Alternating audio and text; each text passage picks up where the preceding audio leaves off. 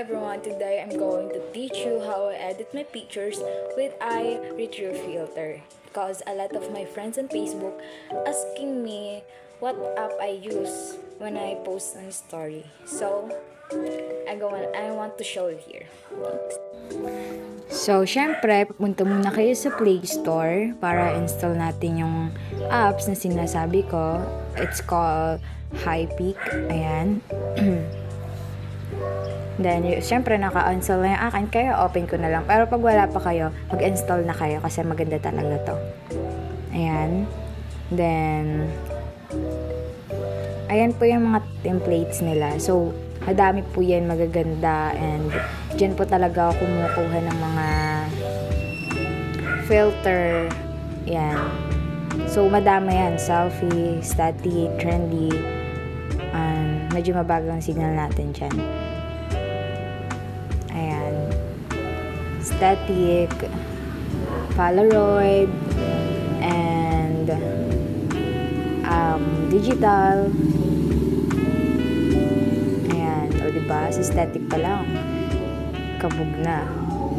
O, ayan.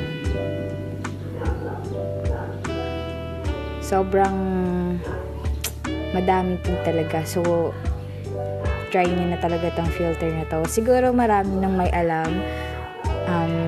I-share ko lang din sa mga hindi pa alam. If mahilig po kayo mag-edit-edit ng mga pictures like me. So, ayan. So pretty.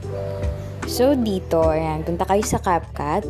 Then, may mga templates din dyan na, alam niyo na yun, yung mga gumagamit pa ng CapCut. Ayan. Sobrang tagal, ah. Ayan. Sige, ang tagal. Ayan po. Siyempre, pipindot tayo ng isa dyan. Ayan, kunyari yan.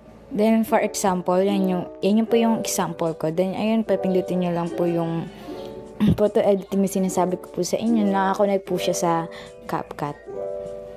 Ayan.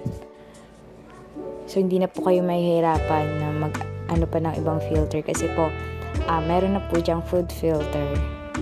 Ayan. So, loading na naman siya. Ayan. So, papindutin yung food.